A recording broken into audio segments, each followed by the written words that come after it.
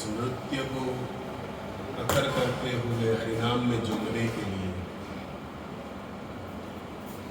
जिसका आनंद लिया हमने, तो उसी महाप्रभु के कुछ कीर्तन को देखकर जगन्नाथ जी की क्या स्थिति हुई। और वैसे भी रथ यात्रा आ भी रहा है और आपने अंत में सुना कि श्रीधाम वृंदावन कितना प्यारा है।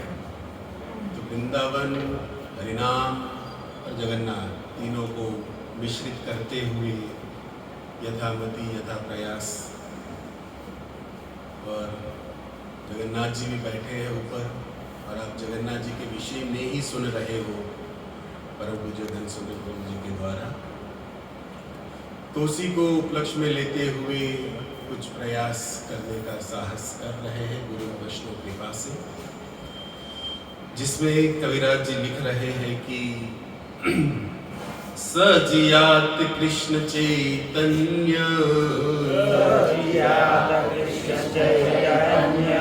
श्रीरथाग्रे नर्तय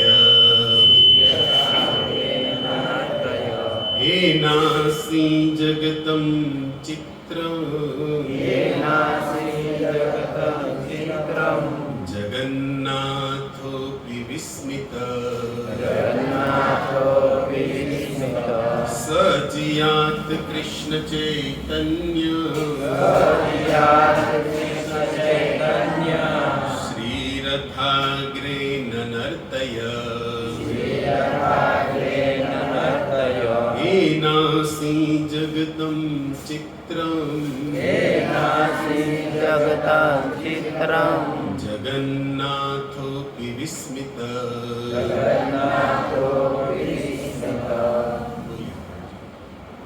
सजियात कृष्ण चैतन्य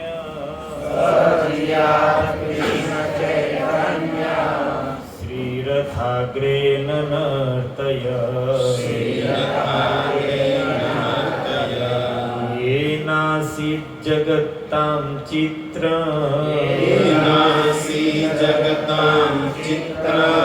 जगन्नाथोऽपि विस्मितः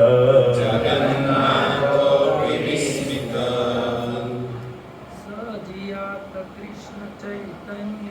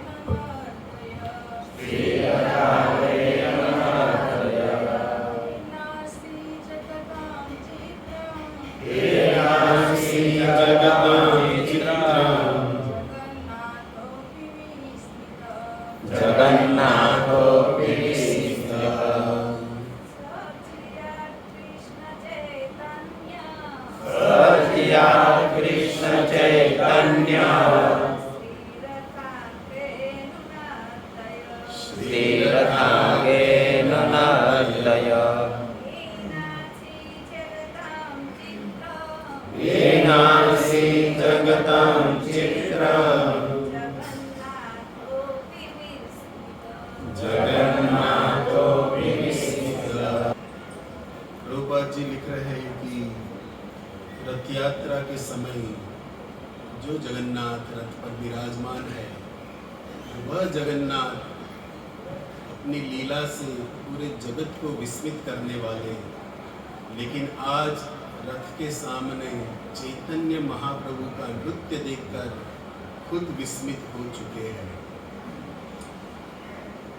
अंतर्राष्ट्रीय कृष्ण भावनामृत संघ इस्कॉन विरार के माध्यम से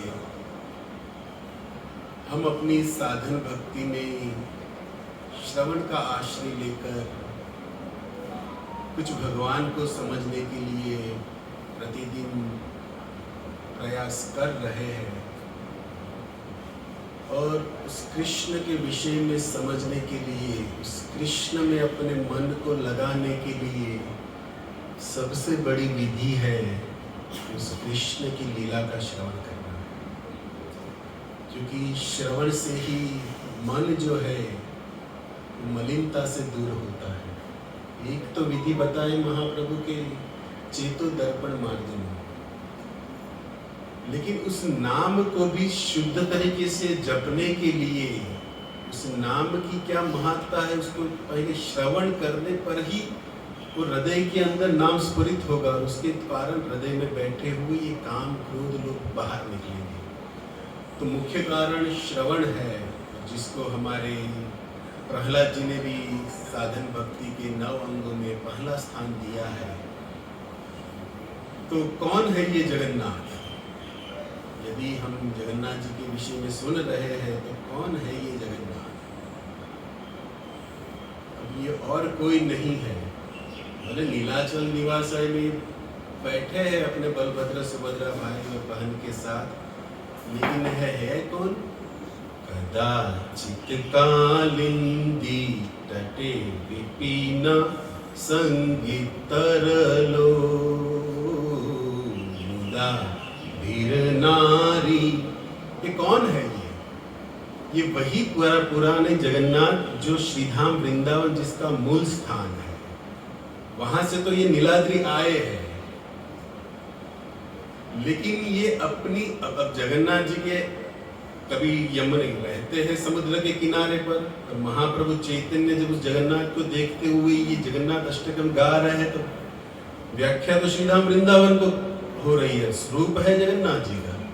उसके बाद वाले श्लोक में भुजे सेव्य वेणु, जगन्नाथ जी कहाँ वेणु धारण करते हैं, शिर मोर कहाँ है उनको? तो महाप्रभु राधा भाव में जगन्नाथ जी को कृष्ण स्वरूप में देख रहे हैं और प्रतिदिन महाप्रभु उसी मूड में देखते थे। इसीलिए तो नाम है राधा विरह विदुरा, हमारे गौरांग का एक नाम है और जगन्नाथ जी का एक नाम राधा विरह विदुरा और कृष्ण चैतन्य का एक नाम है कृष्ण विरह विदुरा। ये दोनों की आपस की प्रेम की जो ये लीला, इसीलिए तो महाप्रभु संन्यास लेने के बाद माता सची की आज्ञा से जगन्नाथपुरी में अपने 18 साल अंतिम, और उसमें भी राय रामानंद के साथ, स्वरूप दामोदर के साथ नित्य गंभीरा के अंदर उसी मूड में कृष्ण को प्रसन्न करने के लिए, कृष्ण को याद करते हुए उसी ब्रज के विषय में चैतन्य महाप्रभु रोए हैं। और वो जगन्नाथ जी के सामने देखकर जो कह रहे हैं कि ये वह जगन्नाथ है जो यमुना के पुलिन वनों के अंदर प्रेम से अपनी बांसुरी बजाते हुए मुदा भीर नारी, उस ब्रज वनिताओं के मुख कमल को जैसे एक भंवर जो होता है पुष्प के रस को नित्य प्रतिदिन पीता रहता है, उसी तरह ये जगन्नाथ कृष्ण स्वरूप में उस यमुना के अंदर विहार करते हुए, यमुना के किनारे जो 12 वन है उस वनों के अंदर विचरण करते हुए, बांसुरी बजाते हुए, एक ही कार्य है इनका कि ब्रजवासियों को नित्य नवीन सुख प्रदान करना। लेकिन आज ये जगन्नाथ जी के रूप में है और रथ के ऊपर विराजमान है, तो देखो वही जो वृंदावन का जो विरह है, जो हमारे कृष्णचंद्र निकले श्रीधाम वृंदावन को छोड़कर, लेकिन वृंदावन को हृदय में साथ लेकर निकले, भूल नहीं पाए। कंस का वध करने के बाद, देवकी वसुदेव को छुड़ाने के बाद, उज्जैन पढ़ने के बाद भी वृंदावन को भूल नहीं पाए और ब्रज विरह उनको इतना सता रहा है कि वृंदावन की याद उनको श्रीधाम मथुरा में रहते हुए भी इतनी उमड़ रही है। आपने एक भजन हमारे प्रतिदिन सुना होगा कि वृंदावन रमणीय स्थान। क्यों वृंदावन रमणीय स्थान है? आवृत कालिंदी है। इस वृंदावन के रमण को श्री यमुना महारानी ने अपने रूप से आवृत करके रखा है। अब देखो, आपने प्रकरण सुने होंगे कि भागवत 10:46 अध्याय, जहाँ पर उद्धव जी के विषय में कहा गया है कि इसी ब्रज की याद के कारण हमारे कृष्णचंद्र उद्धव जी को गोपियों के पास भेज रहे हैं संदेशा लेकर।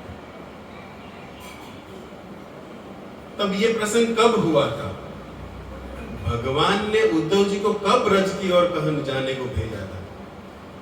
तो कहते हैं आचार्य लोग के भगवान अपनी उस मथुरा की अटारी पर से जब यमुना जी को देखा और यमुना जी को देखते हुए संध्या के समय, जैसे आप वॉकिंग के लिए निकलते हैं लोग रात्रि इत्यादि नरीमन पढ़ते, उसी समय भगवान को भी यमुना के उस विश्राम घाट के और विहार करते हुए यमुना को देखकर सीधा वृंदावन की याद और बढ़ गई। अब इसमें भी कहीं कहीं हमारे आचार्यों ने रस को डाला है कि अब यमुना तो वही है, नित्य नवीन भगवान रोज देखते हैं, और ये यमुना को वृंदावन में भी वहां पर तो धेनु इत्यादि उसी के किनारे तो चरा कर आए हैं। तो यमुना को देखकर गोविंद के हृदय में आज वृंदावन की याद क्यों उमड़ रही है? तब कहते हैं कि ब्रज के अंदर भी यमुना बहती है, और ये यमुना आप विचार करो, मथुरा आती है कहां से? वृंदावन की ओर से। वृंदावन से मथुरा की ओर चलते हुए त्रिवेणी संगम के यहाँ, जहां पर इलाहाबाद इत्यादि घूम रहे, लेकिन चलती है दिल्ली से वृंदावन, वृंदावन से मथुरा। तो भगवान मथुरा में है, लेकिन उस वृंदावन के अंदर भी इस यमुना के किनारे राधा रानी उसी समय कृष्ण को याद कर रही है। अवृत कालिंदी नीरे राजहंस केली करे, ताहे शोभे कनक कमल। उस वृंदावन के अंदर हमारे आचार्य भाव लिख रहे हैं कि कमल खिले। अब ये कौन से कमल है? नीले कमल है, पीले कमल है। तो कहते हैं कि हमारे भगवान जब माता यशोदा श्रृंगार कर कर खेलने के लिए भेजती है, तब सब गोप सखा उस वृंदावन के अंदर अपना जब ये वस्त्र निकालकर स्नान करते हैं, ये वह कमल खिले हैं। कोई नीला कलर का है, कोई पीला कलर का है, ये कमल है। हमारे एक भगवान का नाम है ना, नील कमल। तो ये भजन की कुछ अंदर की व्याख्या है। बाकी तो वृंदावन है, कमल है, लेकिन ये कौन से कमल है जो आचार्यों ने समझाया है। लेकिन क्यों राधा के, अब वृंदावन के उस तट पर राधा भी है और यहाँ विश्राम घाट में श्याम सुंदर खड़े हैं, तब उसी समय कृष्ण के विरह से कृष्ण जो राधा को कहां करेंगे कि हे राधे अभी आ रहा हूं। अक्रूर जी लेने के लिए आ रहे हैं, बस अभी वहां का कार्यक्रम कर कर मामा कंस को मुक्ति इत्यादि दिलाकर मैं आ ही रहा हूं। बस उसी वाक्य पर राधा अपना जीवन चला रही है, लेकिन कब आओगी, आज कल परसों पता नहीं। एक वाक्य के कारण राधा इत्यादि सखियां सब जी रही है, और उस समय इतना विरह राधा के अंदर आ गया कृष्ण का कि उसकी आंखों से जो बिंदु निकला, और वो बिंदु जो यमुना के जल के अंदर प्रभावित हुआ, और वो जल जो बहता हुआ आज विश्राम घाट पर पहुंचा है, उस जल की सुगंध से कृष्ण के अंदर राधा विरह प्रेम और निकल रहा है। क्यों? क्योंकि राधा रानी अपने आंखों से जो बिंदु गिराए, और वो बिंदु गिरते हुए राधा अपने वक्ष स्थल पर जो केसर कस्तूरी के लेप करती है, उस बिंदु वहां से स्पर्श होते हुए यमुना के अंदर उस केसर कस्तूरी का सुगंध बह रहा। और वह सुगंध कृष्ण कैसे नहीं पहचाने? जो राधा की आंखों से निकला हुआ ये बिंदु के कारण भगवान कह रहे कि उद्धव जाना पड़ेगा। मैं तो नहीं जा रहा हूं, लेकिन वहां पर इतना विरह है राधा इत्यादि, इतने प्रेम में है, और जिसके कारण उनको कुछ संदेशा देने के लिए जाना पड़ेगा। लेकिन वही भगवान भी भूल नहीं रहे ब्रजवासियों, उसके अंदर भी वही राधा इत्यादि की तरह कब मिलेंगे कब, लेकिन जा नहीं रहे हैं। लेकिन कहां चले गए? द्वारिका। वृंदावन जाने को बोले थे, लेकिन मथुरा से चले द्वारिका की ओर। उस द्वारिका के अंदर भी भगवान भूल नहीं रहे ब्रजवासियों को। हमारे वल्लभाचार्य अंतर्गत भक्तों ने गाया है, बड़ा ही मधुर भाव है। नंद बाबा ने माता यशोदा जी सांभरे, ममता की मूर्ति मारी रही गई गोकुल। कितने भी प्रकार से 16,108 स्वीट राइस एक साथ बनती थी, 16,108 थाली एक साथ आती थी, लेकिन भगवान की माखन मिश्री रह गई गोकुल में, भूल नहीं रहे। प्रतिदिन भगवान द्वारिका के अंदर इतना ऐश्वर्य है, इतनी सेवा करने वाले लोग हैं, 56,000 करोड़ यादव जहां पर है, यादव की संख्या 56,000 करोड़ है, जो उसके लिए भगवान ही सब कुछ है, लेकिन फिर भी भगवान के लिए श्रीधाम वृंदावन हृदय के अंदर उसी को याद करते हुए प्रतिदिन रो रहे हैं, गा रहे हैं। लेकिन ये याद एक दिन इतनी उमड़ गई कि उस ब्रजवासियों के प्रेम को याद करते हुए भगवान मूर्छित होकर गिर गए द्वारिका के अंदर। और भगवान द्वारिका के अंदर देखो, आपने जगन्नाथ जी के स्वरूप ऐसा क्यों हुआ, उसके लिए एक तो हमारे नीलमाधव वाली कथा, एक तो माता रोहिणी सुना रही है उस 16,108 इस स्वरूप के पीछे, लेकिन ये जो प्रसंग है जिसको चैतन्य महाप्रभु के अंतर्गत भजनादि करने वाले हमारे रूप सनातन ने जो इसको गाया है, जिसने देखा है इस लीला को, जिसको उज्जवल नीलोड़ी में लिखा है, उसके आधार पर इस रूप की कुछ चर्चा हम सुनने बैठे। तब भगवान जब मूर्छित होकर गिर गए, तब पास में बलभद्र भी खड़े हैं, सुभद्रा जी भी, सब है यदुवंशी, लेकिन नारद जी भी उसी समय वहां पर उपस्थित हुए। और भगवान जब मूर्छा के अंदर हाँ राधा, हाँ ब्रज, हाँ इत्यादि बोल, लेकिन मूर्छा खोल नहीं रहे।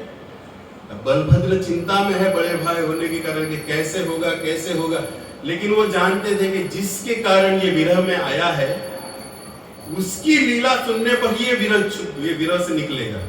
अब नारद जी आप यहाँ पर हो और आप प्रतिदिन कृष्ण के उस लीला को भी देखो, वृंदावन वाली जो निकुंज इत्यादि की, जहां पर मेरी और सुभद्रा की एंट्री थी, आप तो वहां भी जाके भी देखे हो, जो कि आपके लिए नारद जी ऐसे भक्त हैं जिसको बेडरूम में भी वीजा कंफर्म है, रुक्मणी इत्यादि के अंदर बिना पूछे जाने वाले, अपने साधन से ही योग ये सिद्धि प्राप्त की है नारद जी। आप तो सभी लीला को देखे हो ब्रज के अंदर, तो कृष्ण की मूर्छा खुल जाए ऐसी कुछ लीला का गान करो और मेरे भाई की कुछ सहाय करो। बलभद्र जी अपने हिसाब से, नारद जी कहे ठीक है, बढ़िया उपाय है, कृष्ण की मूर्छा अभी खुल जाएगी, मेरा ये वीणा पर मैं कृष्ण नाम यार उस ब्रज के कुछ लीला के प्रसंग को गाऊंगा। लेकिन प्रॉब्लम एक बात का है कि जैसे ही उसकी मूर्छा खुलेगी, 56,000 करोड़ में से कोई यजुवंशी या सब एक साथ मिलकर भी उस कृष्ण को बांध नहीं पाएंगे, सीधा भागेगा ब्रज की ओर, कोई पकड़ नहीं पाओगे। तब क्या किया जाए? अब देखो, ब्रज के अंदर भी उसी कृष्ण को जानने वाले, चाहने वाले, उस वात्सल्य रस के भी, जैसे नंद यशोदा इत्यादि, कुछ साख्य भाव के भी सखा वहां पर है, कुछ माधुर्य वाले भी है। कृष्ण के जो 5 प्रकार की जो रस उपासना है, सब ब्रज के अंदर है। इसी का तो एक कारण है उद्धव जी को भेजने के लिए। उद्धव जी को जो भेजा, अब कहीं यदुवंशी थे, उद्धव जी को ही क्यों चॉइस किया गया?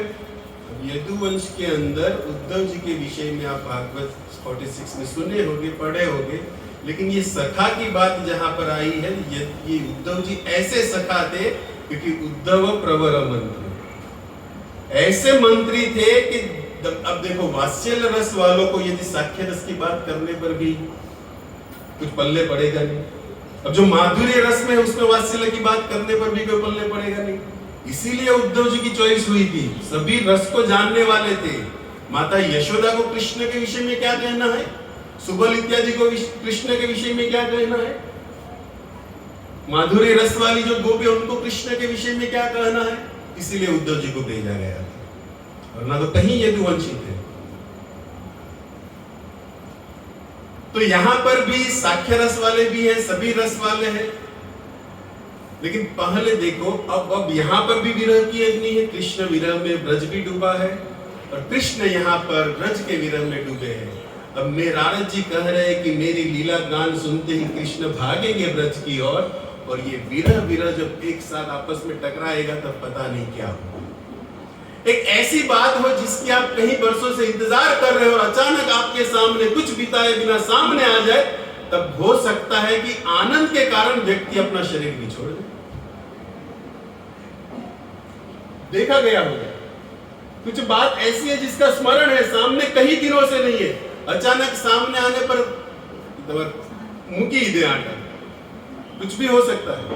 अब ब्रज की वहां पर ये स्थिति है, अचानक कृष्ण को याद करे, जो कृष्ण कह कर आए कि मैं अभी आऊंगा, लेकिन गए नहीं है।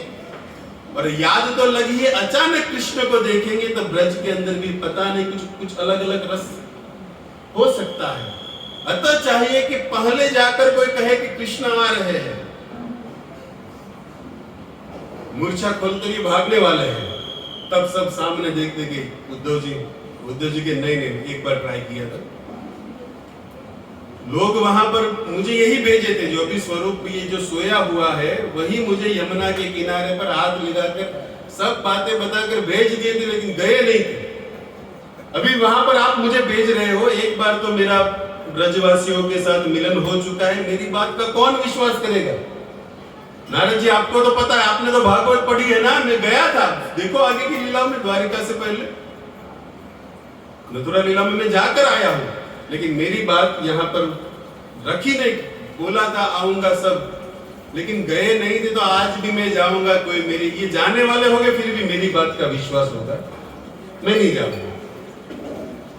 और वैसे भी नहीं जाने का कारण गोपियों को सामने किस तरह के जाए, जिस गोपियों ने जिस उद्धव की सब हवा निकाल कर प्रेम का पाठ जिसे सिखा दिया था, देश देशांतर के अनेक लोग आते यहाँ, जिनके हृदय में जलती प्रेम ज्वाला है, उद्धव से ज्ञानी यहाँ आए प्रेम पढ़ने को, वृंदावन प्रेम की पवित्र पाठशाला है, जहां से मैं कुछ पढ़कर आया हूं।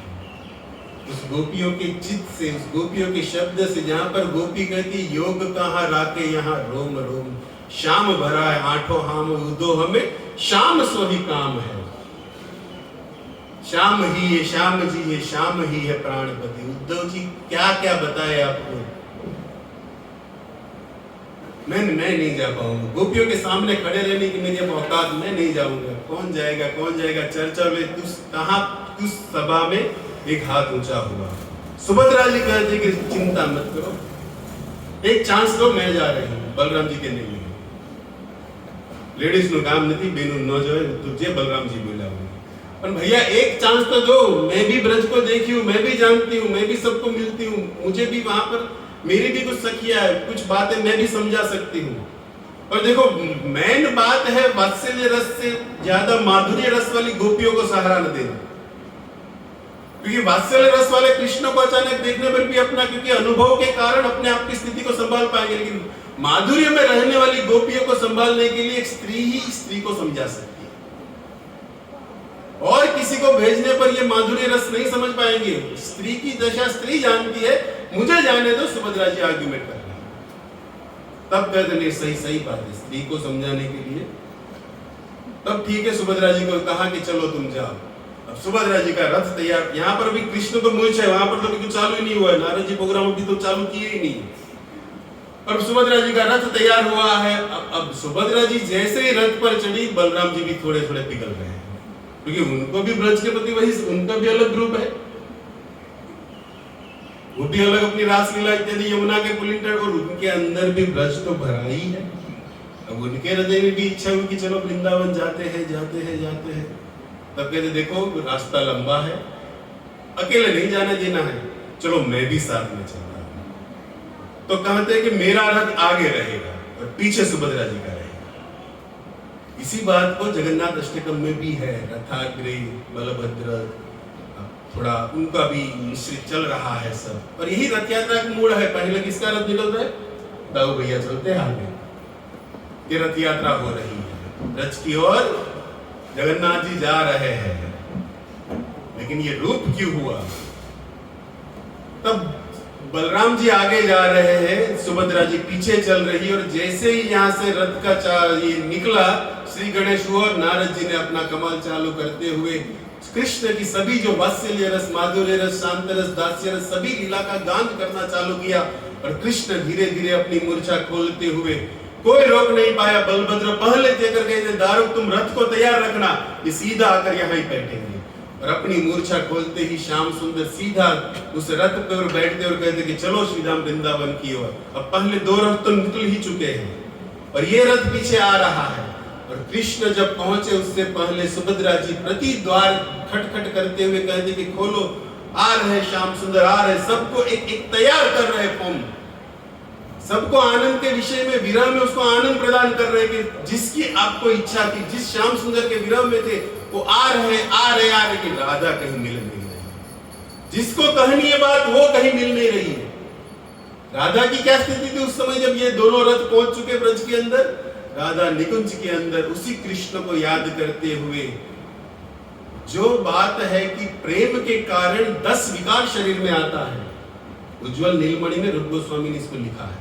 वो 10 बातें क्या होती है जब विरह के अंदर प्रेम के कारण प्रियतम की याद में ये शरीर की क्या स्थिति हो जाती है, जिसका भाव हमारे विश्वनाथ चक्रवर्ती ने गुरु अष्टकम दूसरे श्लोक में डाला है, रोमांस कंपाश तरंग भाजो। लेकिन उसके और भी ऊपर कुछ है बातें जिसको 10 प्रकार से कहा, जिसमें एक अंतिम बात है कि शरीर मृत अवस्था में भी आ जाता है। अश्रु कंपन ये सब लेते हुए मूर्छा के कारण मृत भी कहा जाता है शरीर को। और राधा उस विरह अग्नि में मृत अवस्था में वैसे प्राण है लेकिन शरीर के अंदर, और राधा की प्राय इसी स्थिति पर ब्रज के अंदर रही है। भगवान जब कहां कर गए हैं, अब कृष्ण की इस बात को लेकर देखो हमारे गुरु महाराज कहते हैं कि भगवान जब अक्रूर जी के साथ उस रथ से जा रहे थे मथुरा, तब गोपियां सब मिलकर कृष्ण को रोकी थी, रास्ता रोक कर रखी थी कि नहीं जाने देगा। और उसी बात को हमारे गुजराती लोक भजन में गाया है कि गोपियों ने पाथेरा शरीर, जो गुजराती भजन से ना, गोपियों ने अपने शरीर को उस रथ के आगे लगा कि कृष्ण आपको जाना ही है तो तुम्हारे बिना ये काया किस काम की, प्राण तुम हो। अक्रूर जी आज हमारे प्राण को ही लेकर जा रहे, तो शरीर यहाँ पर रहकर क्या करेगा? इससे अच्छा कि अक्रूर जी आप हमारे शरीर पर से इस रथ को चलाकर जाओ, निकल जाओ मथुरा की ओर। लेकिन भगवान उस गोपियों को देखकर रथ से उतरते हुए कहते कि देखो आऊंगा। तब हमारे गुरु महाराज जी को भाव को देखते हैं कि गोपियां उस समय कृष्ण से वार्तालाप करते हुए कहते कि हे कृष्ण, तुमने भी हमसे प्रेम किया और हमने भी तुमसे प्रेम किया, लेकिन तुम्हारे प्रेम और हमारे प्रेम में अंतर क्या है, जानना चाहते हो मधुसूदन? गोपियां पूछ रही भगवान से। तो भगवान क्या बोले? अब जा ही रहे हैं, नीचे मुख करके बताओ क्या, क्योंकि इसीलिए तो ब्रज को गुरु कहा गया और उसमें भी वृंदावन की गोपियों की जहां चर्चा है। कृष्ण तुम्हारा प्रेम जो है वो पानी की तरह है और हमारा प्रेम मछली की तरह है। पानी एक बार मछली के बिना रह सके, लेकिन मछली के लिए पानी ही जीवन है। कोई मछुआरा यदि जल के अंदर मच्छी पकड़ने के अपनी जाल को डालता है, अब जाल के साथ पानी भी चलता है और मछली भी चलती है, लेकिन ये होता है कि मछली बह के जाल के कारण फंस जाती है और पानी निकल जाता है। उसी तरह आज अक्रूर रूपी मछुआरा अपनी जाल लेकर आया है और कृष्ण तुम पानी की तरह जा रहे हो, हम मछलियां यहां पर ही फंस कर रहे हैं। ये अंतर है कृष्ण तुम्हारे प्रेम में और हमारे प्रेम में, दोनों पानी में है, लेकिन मेरे लिए आप जीवन और आपके लिए पता नहीं संसार के अंदर जा रहे हैं। कृष्ण हमने आपको मछली की तरह प्रेम किया है और जैसे जाल के बीच से पानी निकल जाता है, मछली चटपटा कर वहीं पर ही रह जाती, उसी तरह गोपियां हम रह रही है और आप कृष्ण जा रहे हैं। इसी बात के कारण प्रतिदिन याद में रहने वाली ये गोपियों में भी परम हमारी जो है राधा की स्थिति उस समय ब्रज के अंदर ये हुई कि निकुंज के अंदर कृष्ण को याद करते हुए मूर्छा इत्यादि लगने के कारण वैसे जीवित है, लेकिन प्राण जैसे नहीं हो काया में इस तरह पड़ी है। और उसी समय ठाकुर जी का रथ भी उस वृंदावन की ओर आ गया और ब्रज के अंदर कृष्ण का रथ उतरा और जो राधा प्रेम हृदय में द्वारिका से चला था, आकर न नंद बाबा से मिलना है, न किसी सखा से मिलना है, सीधा राधा करते हुए उनको पता होता है कि इस निकुंज में लीला क्या, सीधा वहां पर जाकर देखते कि राधा की जो स्थिति है देखने लायक नहीं है, मृत अवस्था लग गई क्या? भगवान कहीं कहीं मन के अंदर विचार कर रहे हैं।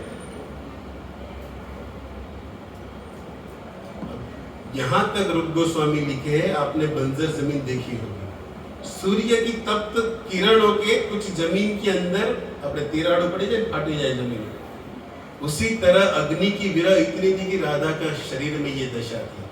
अपने जब जमीन आपने जो गर्म फाटी जाए, तीराड़ू पड़ी जाए, उसी तरह राधा का शरीर भी इस अवस्था में था। जब कृष्ण ने देखा ये स्थिति राधा की, और राधा की इस स्थिति को देखते हुए कृष्ण भी मूर्छित होकर गिर गए, वापिस मूर्छा लग गई। अब वहां पर ललिता भी खड़ी है, विशाखा सब खड़े हैं, और कृष्ण भी मूर्छित, राधा भी मूर्छित, दोनों मूर्छित। अब करे क्या? ये सखिया आपस में चर्चा करती क्या करे क्या करे। तब एक ही काम है, महामंत्र को गाए, प्रिया प्रियतम की लीला को याद करे। अब याद करते हुए एक उच्चारण किया कि यदि राधा के कान के अंदर कृष्ण कृष्ण कृष्ण उच्चारण करने पर हो सकता है कि राधा अपनी मूर्छावस्था खोलकर कुछ सुध में आए। तब चलो प्रयास करने में क्या अर्थ है? प्रयास किया, राधा के कान में कृष्ण कृष्ण, देखो आ गए, जिसके विरह में थे वो आ गए, पास में है। कृष्ण नाम सुनते राधा धीरे धीरे अपनी शुद्ध बुद्ध में आते हुए देखते कि श्याम सुंदर अब मूर्छित अवस्था में, जिसकी विरह में अग्नि लगी है वो श्याम सुंदर आ तो गए लेकिन मूर्छित अवस्था में आए। अब ये प्रसंग चल रहा था, तब बलभद्र और सुभद्रा जी सभी जगह पर राधा कृष्ण को ढूंढते हुए उसी स्थान पर आए और देखा कि कृष्ण भी मूर्छित अवस्था में है। तब सबने एक काम किया कि राधा की मूर्छा कृष्ण नाम से खुली है, तो कृष्ण की मूर्छा राधा की सबने मिलकर ललिता विशाखा राधा के कृष्ण के कानों के अंदर धीरे से राधे राधे राधे और प्रिया प्रियतम एक दूसरे का नाम सुनकर जैसे ही मूर्छा आई, और कृष्ण ने जब राधा को देखा तो विरह के कारण ये प्रेम इतना उमड़ ले गया कि अपने हाथ जो शिथिल होने लगे। कृष्ण का स्वरूप बदल रहा है, पैर भी शिथिल हो, कोई देख नहीं, आंखें बड़ी बड़ी प्रेम से हो रही है। और अपने भाई के इस रूप को देखकर बलभद्र भी उसी अवस्था में, सुभद्रा भी उसी अवस्था में। और उसी समय नारायण नारायण महामंत्र गाने वाले नारद जी पुनः उसी स्थान पर निकुंज में प्रकट हुए। कृष्ण इस रूप को जो अभी वृंदावन में आपने जो रूप लिया है, तीनों भाई एक साथ, आंखें बड़ी है जो आप पीछे देख रहे हो ऊपर, इस रूप का जो आप यहाँ पर वृंदावन में छवि दिखाए हो, जो ब्रज के अंदर कभी प्रकट नहीं हुआ। बांसुरी बजाने वाले धेनु चरण में नित्य आप हो, लेकिन आज आपने इस रूप को यहाँ ब्रज में दिखाया है। तो आपसे यही निवेदन है कि आगे वाले युगों में भी इसी रूप की पूजा होनी चाहिए। इस कारण ये तीसरी बात जो हमारे रूप गोस्वामी ने उज्ज्वल नीलमणि में प्रसंग को डाला है कि क्यों ऐसा रूप हुआ, ये तीसरी कथा इस रूप की। तो ऐसे जगन्नाथ जब रथ के ऊपर आरूढ़ हुए, अब देखो राधा कृष्ण एक आत्मा दो ईश्वर, ये दोनों एक है, लेकिन उसी भाव को लेकर आज महाप्रभु चैतन्य बने हैं राधा को, और उस राधा भाव में जगन्नाथ जी को रथ के ऊपर देखकर नृत्य कर रहे हैं, और जिस नृत्य को देखकर जगन्नाथ जी विस्मित हैं। अब देखो बड़े ही प्रेम की बात, हम सब एक बात को आनंद करना चाहते हैं कि हमें भी भक्ति के अंदर प्रेम रूपी फल का प्राप्त हो जाए, हमारी भक्ति में भी प्रेम का फल लगे। सब जगह पर हम प्रेम ढूंढते हैं, लेकिन महाप्रभु चैतन्य, कविराज जी के शब्द है कि प्रेम प्राप्त करने की विधि बताते हैं, जिसके लिए आज हम इकट्ठा हुए थे। कहते हैं कि संकीर्तन, जहां जिसकी यहाँ पर बात है ननद तैयार। महाप्रभु कहते हैं यदि प्रेम प्राप्त करना है तो सबसे सरल विधि है, नाचो गाओ भक्त संगे करो संकीर्तन, अनायास पावे तुम्ही कृष्ण प्रेम धन। कोई कुछ बड़ा उपाय नहीं बताया, क्या कहा? नाचो गाओ भक्तों के साथ आनंद कीर्तन करो। इसी करने के कारण अनायास और कुछ किए बिना एक कृष्ण प्रेम रूपी धन को आप प्राप्त कर लोगे। और यही गोलोक का प्रेम मुख्य धन है जो महाप्रभु लेकर आए हैं। गोलोकेर प्रेम धन और नाम संकीर्तन, इसी को देने के लिए और इसी का विस्तार करते हुए आज नाच रहे जगन्नाथ जी के सामने, क्योंकि राधा विरह में जगन्नाथ जी को देखते हुए नाच रहे। नाचते नाचते हुआ क्या, जगन्नाथ जी विस्मित हो गए उस राधा को देखते हुए। राधा भाव में चैतन्य नाच रहे हैं, उस राधा को देखते हुए जगन्नाथ सबको विस्मित करने वाले खुद विस्मित हो चुके। अब हुआ क्या, नर्तन करते हुए चैतन्य महाप्रभु अपने मुख से कुछ श्लोकों का उच्चारण किया। अब उस श्लोक को, एक तो इतना मृदंग बज रहा है, लेकिन उस श्लोक को स्वरूप इत्यादि जो साथ में थे वो सुने, और साथ साथ हमारे रूप गोस्वामी भी खड़े थे उस समय, और रूप गोस्वामी ने भी श्लोक को सुना। लेकिन कहते हैं कि और कोई समझे या ना समझे, साथ में राय रामानंद ये सब इस श्लोक को समझे, जिस श्लोक में महाप्रभु कह रहे हैं कि आप वही कृष्ण हो, याद करो कुरुक्षेत्र में मिले थे। कुरुक्षेत्र के समय लोक लज्जा की सब थी, आप वही कृष्ण थे कुरुक्षेत्र के उत्तर, लेकिन वहां पर वो यमुना तट नहीं था। आपका रूप अलग था, राजवेश पे भगवान द्वारिका से आए थे। आपकी जो ये दूसरा श्लोक वाले भुजे सेव्य वेणु, ये श्लोक ये रूप नहीं है। मैं उस रूप का दर्शन करना चाहती हूँ। कुरुक्षेत्र में राधा जी का जो भाव था, उस भाव को महाप्रभु जगन्नाथ जी को रथ के ऊपर सुना रहे हैं। यह कुमार वाला श्लोक इसी प्रकरण में आगे है इस श्लोकों की बात। लेकिन वो श्लोक जब सुना, सुनते सुनते चैतन्य महाप्रभु के इस श्लोक को सुनने के कारण रूप गोस्वामी, जब महाप्रभु इस श्लोक, एक तो ये श्लोक बोले यह कुमार वाला, जिसमें ये भाव है कि तुम वही कृष्ण हो लेकिन रूप बदल गया, वृंदावन चलो, वृंदावन की मजा अलग है।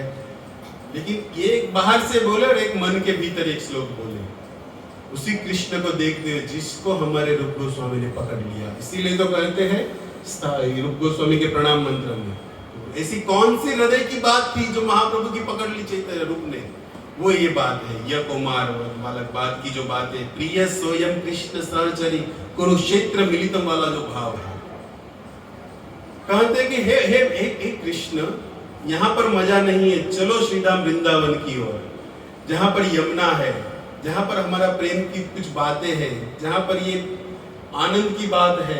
उस भाव को महाप्रभु सुना रहे चैतन्य रथ के ऊपर चढ़े हुए, और ये प्रिया प्रियजन की आपस में वार्तालाप हो रहा है, और उसके कारण, नाचने के कारण ये प्रभु विस्मित होकर खड़े हैं। देखो एक प्रसंग ये भी है कि जगन्नाथ जी केवल महाप्रभु के नृत्य को देखकर विस्मित हुए, अपने रथ को रोक दिए, ऐसा नहीं है। अपने कोई भी प्रेमी भक्त के लिए जगन्नाथ जी अपने रथ को रुका कर रखते हैं। ऐसे ही एक भक्त हुए सालबेग, जिसके कारण भी ये रथ रुका है जगन्नाथ जी का। अब कथा सुने होंगे शायद, जो मुसलमान कुल से है सालबेग, जो छोटी सी उम्र में अपनी माँ प्रतिमा के पास अपने पिताजी के गुजर जाने के बाद जो जगन्नाथपुरी में रह रहे, जिसकी माँ हिंदू है, जिसकी पहले ऐसा ही था, मुगल सम्राट जिसको भी पसंद आया उठाकर ले गए, लेकिन इस हिंदू स्त्री का नाम भी बदलकर फतिमा कर दिया गया। लेकिन वो थी परम जगन्नाथ जी की भक्त। लेकिन वापिस अपने पति के गुजर जाने के बाद जब अपने छोटे से पुत्र को लेकर पुनः जब जगन्नाथपुरी में निवास करने को मिला, तब अपने बेटे को कहते कि सबसे बड़ा ईश्वर ये है जगन्नाथ, जिनकी भक्ति करनी है।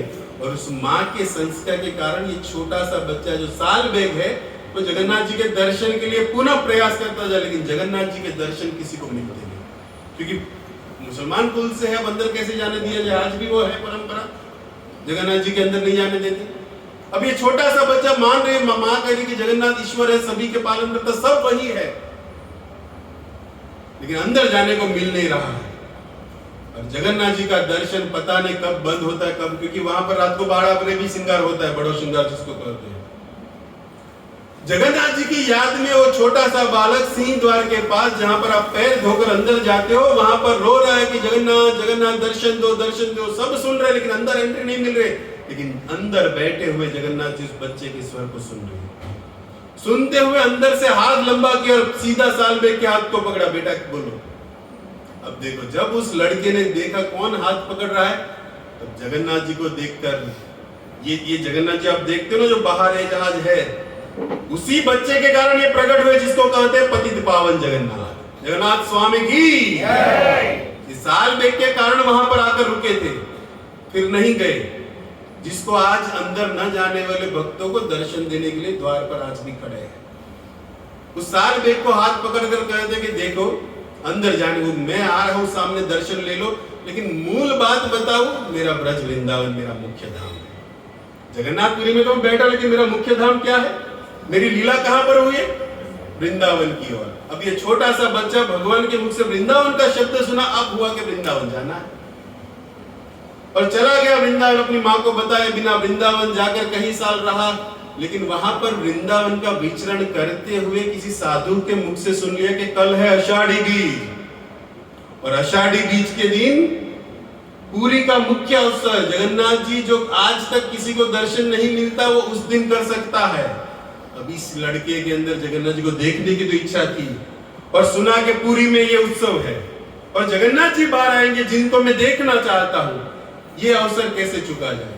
अब उस समय ना कोई गाड़ी की व्यवस्था है, जहां भी जाओ चल के जाना है। अब पुरी से वृंदावन 2200 किलोमीटर की दूरी, रात्रि संध्या के समय सुन रहा है किसी महात्मा के मुख से कि कल आषाढ़ी बीज रथ निकलेगा, सब दर्शन लेंगे। और ये छोटा सा बालक सोच रहा है कि कैसे पहुंचा जाए। सुबह सोते हुए तो कैसे मुमकिन ही नहीं है। तब कोई आश्रय ना मिले, तब भक्त उसको साल देख के इस सिद्धांत को समझते हुए आचार्य लोग कहते हैं कि उसने एक गाड़ी का सहारा लिया, वो है भजन। ना कोई गाड़ी है, ना रहते, चल के जाना है, लेकिन साथ में आश्रय लिया भजन का। भजन के बल पर पहुंचने का प्रयास कर रहा है। हम भी कलयुग के जीव हैं और कोई साधन ना मिले। अब कई बार सुने होंगे जीवन के सभी रास्ते बंद हो जाए, अपनी गाड़ी को वृंदावन की ओर मोड़ दो। ये लड़का वही करने जा रहा है, वृंदावन की ओर था और जा रहा है कहां? जगन्नाथपुर, जहां पर जगन्नाथ जी को मिले थे, जिसने वृंदावन दिखाया था। वापिस वृंदावन आऊंगा, लेकिन एक बार जगन्नाथ जी को जीवन में देखना है। जा रहा है मन के अंदर गाते हुए कि बड़ा ही सुंदर उड़िया का भजन है कि गा रहा है कि हे जगन्नाथ दीन बंधु हे गोसाई।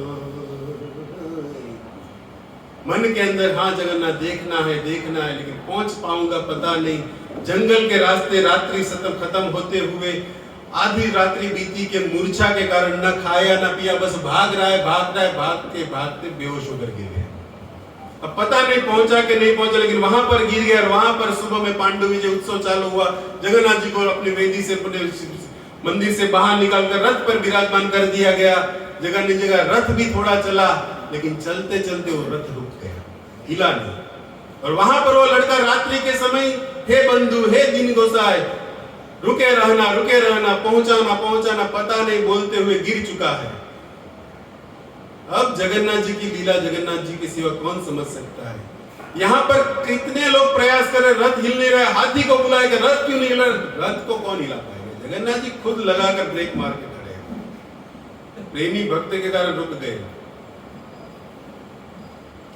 अब हुआ है कि जैसे उस लड़के की निंद्रा वहां पर खुली, और निंद्रा खुलते ही देखता है तो सीधा जगन्नाथ जी के रथ के सामने खड़ा है। जंगल में सोए हुए जो जगन्नाथ जी, हे दीन बंधु कब मिलोगे, कब दर्शन दोगे, इस भाव में जो मूर्छित होकर गिरा है, जो भजन का आश्रय निकला है, और मूर्छित होकर गिरते हुए जब अपने आंखों को खोलता है, जगन्नाथ जी के रथ के सामने है। और जगन्नाथ जी के रथ के सामने जब आया और जगन्नाथ जी का रथ थोड़ा हिला, सब समझ गए कि इसके कारण जगन्नाथ जी रुके थे। कौन है ये? तब उसकी हिस्ट्री निकालने पर पता चला कि ये सालबेग, जिसको अंदर प्रवेश नहीं दिया गया था। तब उनको याद करते हुए कहते हैं कि आज भी जगन्नाथ जी का रथ उस स्थान पर आकर रुक जाता है, अपने आप रुक जाता है जहां पर उनको समाधि दी गई थी।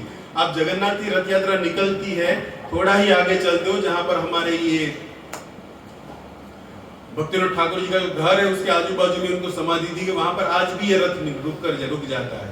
अब उस लड़का जब जगन्नाथ जी के सामने खड़ा हुआ और जगन्नाथ जी को देखते हुए कहता है कि हे प्रभु, आपने ही वृंदावन भेजा है और वृंदावन से पुनः आपके सामने आया हूं। अब जीवन में एक ही इच्छा है कि अब किसी को देखना नहीं। आप ऐसा करो कि आप सामने हो और ये शरीर यहां पर ही समाप्त हो। उस छोटे से लड़के की भाव को देखकर जगन्नाथ जी के सामने ही उसने अपने रथ, अपने शरीर से अपने प्राण को त्याग दिया, और वहां पर ही उसकी समाधि बनी, जिसके कारण आज भी रथ रुक रहा है। तो ऐसे परम कृपालु जगन्नाथ जी के विषय में कह रहे चैतन्य महाप्रभु कि उनके ये वह प्रेमी भक्त है जो अपने प्रेम के कारण अपने रथ को भी रोक कर रखते हैं। तो एक ही बात है कि जगन्नाथ जी का रथ रुका है चैतन्य महाप्रभु के नृत्य को देखकर, जो महाप्रभु बड़े ही उल्लास से रथ यात्रा के अंदर नाच रहे हैं। और ये नाचना ही रथ यात्रा का मुख्य प्रसंग है। रथ यात्रा के अंदर कुछ नहीं करना है, जो पहले का नाचोगा, साथ में आनंद, क्योंकि चना भी मिलता है, सब कितने प्रकार के रथ यात्रा के अंदर ये वैरायटी भी चलती है। थोड़े थोड़े आगे जाओ, समोसा का स्टॉल मिलेगा, वड़ा का मिलेगा, पानी तो चलता ही रहता है। थकने की तो बात नहीं है, आनंद करो, थक जाओ, खा पी लो, वापिस आ जाओ। सबसे बढ़िया अधिक गौड़ीय परंपरा में कोई उत्सव मजा आता है तो रथ यात्रा। ना उपवास है, कुछ नहीं, खाओ पियो आनंद करो नाचो गाओ, कोई टेंशन नहीं। तो ऐसा अवसर हमारे चैतन्य महाप्रभु की परंपरा में श्री प्रभुपाद जी के द्वारा हमें प्राप्त हुआ है, वरना तो न जाने रथ यात्रा आज से पहले कितने टाइम से निकल रही है, लेकिन ये महाप्रभु के द्वारा ये परंपरा की उंगली पकड़ने पर जो हमारे भाग्य में रस नहीं, उस रस का आस्वादन हम कर सकते हैं इस रथ यात्रा का। ये महाप्रभु के द्वारा इस परंपरा की कृपा है हमको। तो ऐसे जगन्नाथ जी प्रेमी भक्तों के लिए रथ को रुकाकर भी रखते हैं। यदि आप विरार से आओ, हमारे जगन्नाथ जी भी कहीं रुके रह जाएंगे रथ यात्रा के समय, आप यहाँ से भाव कर चलो, गाड़ी यदि आगे पीछे आपकी हो गई। 7 तारीख 7 जुलाई संडे हमारे मीरा रोड मंदिर की ओर से जगन्नाथ जी बाहर निकलेंगे, पूरे मीराड़ में भ्रमण करते हुए, प्रेमी भक्तों के साथ आनंद कीर्तन करते हुए, सभी को दर्शन करते हुए, सभी के कीर्तन को देखते हुए विस्मित होकर पुनः अपने मंदिर के अंदर प्रवेश करेंगे। तो ये अवसर आ रहा है प्रेम से, और आप 2-3 दिनों से प्रभु जी के द्वारा अलग अलग प्रसंग जगन्नाथ जी को समझ ही रहे हो, सुन ही रहे हो, और उसी के उपलक्ष्य में कुछ वृंदावन महाप्रभु भी यहाँ पर है, जगन्नाथ जी भी है, उसी का कुछ मेल करते हुए यथामति यहाँ कुछ प्रयास किया है। तो वाणी से कुछ त्रुटि हुई हो तो जगन्नाथ जी का दास समझकर, आपका सेवक समझकर, वंशा कल्पतरुभ्यश्च कृपा सिंधु अभेव च पतितानां पावनेभ्यो वैष्णवेभ्यो नमो नमः। आप सबसे आशीर्वाद की प्रार्थना करते हुए यहाँ पर इस कथा को विराम देते, क्योंकि मुझे 9:30 बजे तक बोला गया था हमारे जनार्दन प्रभु जी के द्वारा। आइए महामंत्र से यहाँ पर हम इस कथा को विराम देते हैं। बाकी की कथा तो आप शाम के समय प्रभु जी आपको सुनाएंगी। हरे कृष्णा कृष्ण कृष्ण हरे हरे, हरे